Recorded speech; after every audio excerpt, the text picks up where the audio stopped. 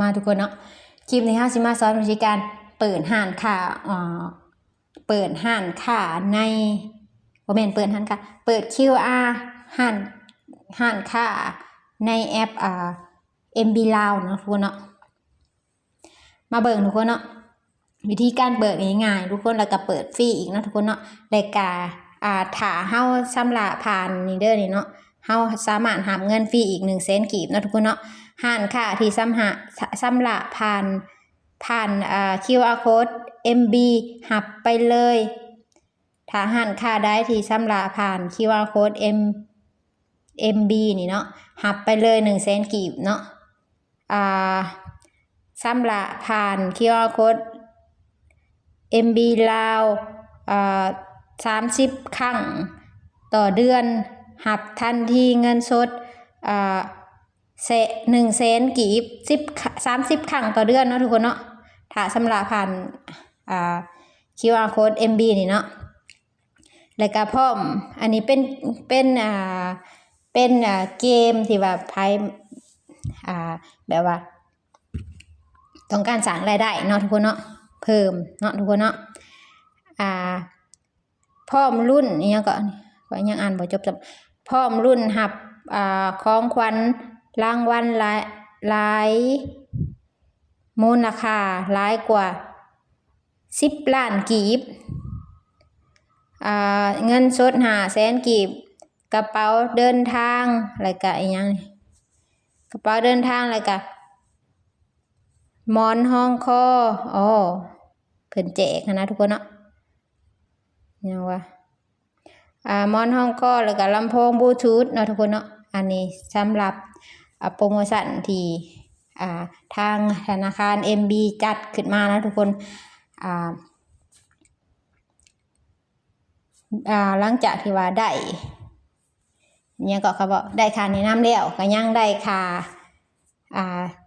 ไพ่ที่ชำระผ่านห้านค้านี่ได้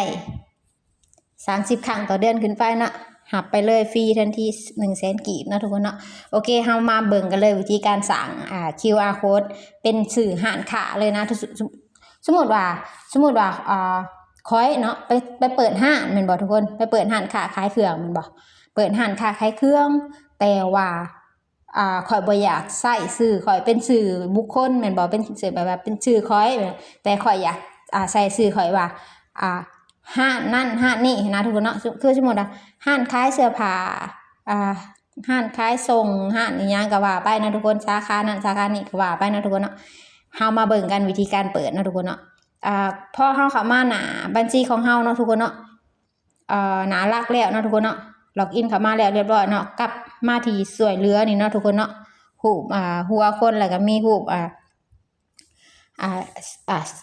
ยังก็หูฟังนี่เนาะทุกคนเนาะพอกลับมาสีสวยเหลือเนาะทุกคนเนาะให้ทุกคนมาที่เลี้ยวหาคำว่าสร้างห้านค้าอันนี้เนาะสร้าง QR code ห้านค้าอันนี้เนาะทุกคนเนาะอันนี้ข่อยได้สร้างไปแล้วเนาะทุกคนเนาะข่อยสามารถสร้างใหม่สร้างเพิ่มสร้างห้านค้าเพิ่มนั่นนี่ได้เนาะทุกคนเนาะนี่แล้วก็ใส่ซื้อห้านค้าแล้วก็บันทึกกับมันก็สิขึ้น QR code ให้เฮาเลยเนาะทุกคนเนาะนี่เนาะเงินก็สิเข้าบัญชีห้านค้าของเฮาแล้วก็เฮาสามารถถอนออกจากนี้แล้วก็โอนเข้าไปใส่บัญชีจริงเฮาได้เนาะทุกคนเนาะซื้อห้านค้าของข่อยก็คือสินค้านำเข้ามันบ่ทุกคนเข้ามานี่ก็ตั้งซื้อห้านค้าเนาะทุกคนยังบ่มีแม่นบ่ทุกคนก็ทุกคนก็กดเข้ามาคำว่าเพิ่มห้านค้าเนาะแต่ว่าของข่อยมันมีแล้วข่อยตั้งแล้วเนาะเพิ่มห้านค้าแล้วก็ตั้งซื้อห้านค้าสมมุติห้านค้าคุณเจ้าซื้อแนวใดคุณเจ้าสิตั้งซื้อห้านค้าเจ้าแนวใดคือสมมุติห้านขายข้าวนั่นข้าวนี่ห้านขายขนมก็เว้าไปเนาะทุกคนเนาะโอเคก็มีเพียงเท่านี้เนาะทุกคนเนาะที่เฮาสิมาแนะนำพอเฮากดคำว่าตั้งซื้อห้านค้าแล้วก็บันทึกเพิ่นก็สิขึ้น QR code ให้เฮาโหลดเนาะทุกคนเนาะอันนี้ค่อยดาวน์โหลดไว้นะอันนี้ว่าเวลาลูกค้าชำระเงินแม่นบ่ลูกค้าชำระเงินแล้วเรียบร้อยเฮาก็สามารถเอาคือว่าสมมุติว่าลูกค้าขอโอนเงินในสแกนเฮาก็เอา QR code นี่ให้เขาเนาะทุกคนเนาะเงินก็สิเข้านี่เลยเนาะเงินก็สิเข้านี่เฮาก็สามารถโอนออกจากบัญชีMB Lao นี่ไปเข้าบัญชีธนาคาร ของเฮาได้นะทุกคนเนาะถ้าอยากถอนนะทุกคนเนาะกะถอนง่ายๆนะทุกคนเพราะบ่จำเป็นต้องไปที่สาขาเนาะทุกคนเนาะวิธีการถอนก็คือกันกับเฮาถ้าบ่มีก็โอนเข้าบัญชีหมู่ก็ได้นะทุกคนเพราะว่าเพิ่นรองรับหลายธนาคารนะทุกคนเนาะนี่เนาะธนาคารหลายธนาคารเลยเนาะนี่มาเบิ่งกันทุกคนรองรับหลายธนาคารเนาะข่อยโอนออกโอนเข้าหลายเทื่อแล้วเนาะยูมันนี่ก็รับเนาะยูมันนี่แฮงรับเนาะทุกคนเนาะธนาคารกสิกรอีหยังก็มีเนาะทุกคนเนาะธนาคารการค้า JDP